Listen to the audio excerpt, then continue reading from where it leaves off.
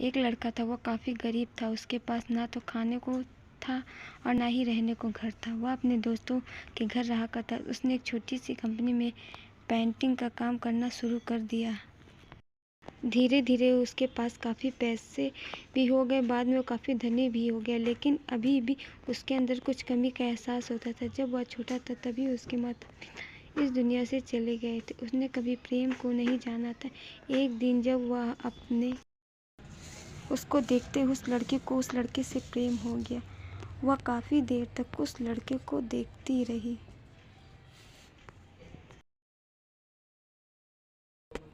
कुछ देर बाद वह लड़की वहाँ से चली गई। कुछ दिनों तक यह लड़का उस लड़की को खोजता रहा, लेकिन वह लड़की ना मिली। लेकिन नियति ने उस लड़की से उस लड़के को मिला दिया। वह लड़की इस लड़के के घर की तलाश में आई थी। लड़के ने लड़की को तुरंत काम के लिए रख लिया।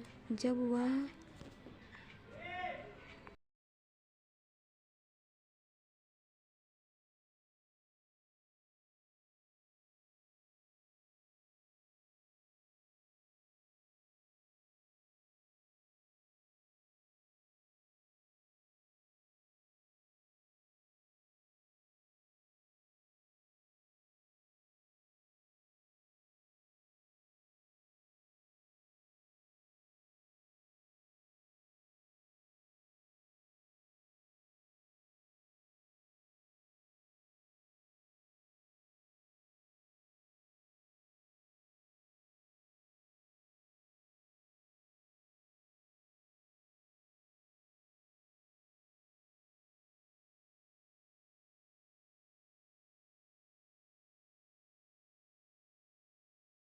इसके साथ यह लड़की समझ गई थी कि यह लड़का इस घर का नौकर है, ना कि मालिक।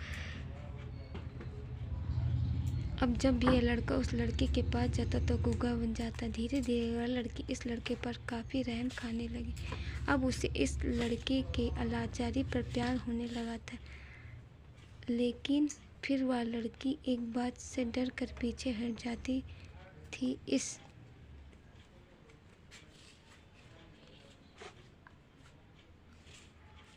लड़की के माता पिता भी बचपन में ही मर चुके थे। इस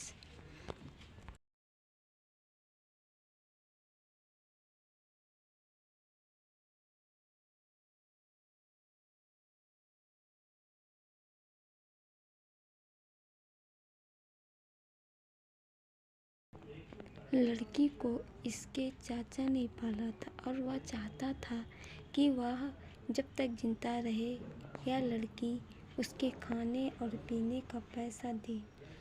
लड़की का प्रेम हद से भी बाहर जाने लगा।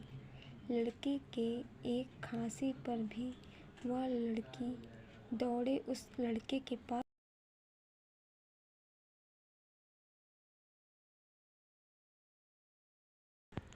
लड़का भी बहुत ज़्यादा उस लड़की से प्रेम करता था। उसने पहले लड़की के बारे में सब कुछ पता किया। जब उसे सब पता चल गया तो वह बहुत रोने लगा, क्योंकि उसने गूंगे होने का झूठ बोला था। अब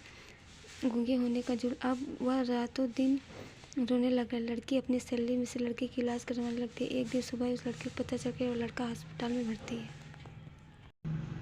वह दौड़ती हुई जब हॉस्पिटल में पहुंची तो उसने देखा कि लड़का बेड पर बेहोश पड़ा। उसके आसपास काफ़ी मनीषियाँ लगी हुई। जब लड़की डॉक्टर के पास पहुंची तो वहां डॉक्टरों ने उसे बताया कि लड़का अब बोल नहीं सकता। उसने अपनी जीभ को काटने की कोशिश की। इसके साथ ही उस लड़के ने डॉक्टर को एक पत्र भी दिया।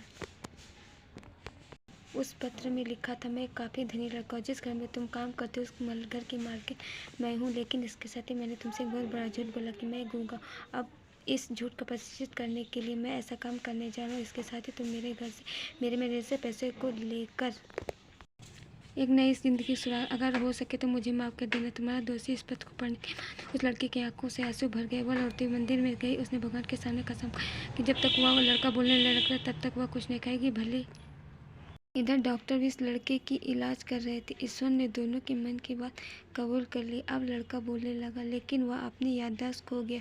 अब उसे कुछ भी याद नहीं था। अब उसके लड़के के लिए याददाश्त के लिए काफ़ी कुछ किया, लेकिन याददाश्त ना आ सका। अगर प्रेम की नींव को झूठ पर रखा जाए तो वह गिर ही जाता है। Thank you for watching my story.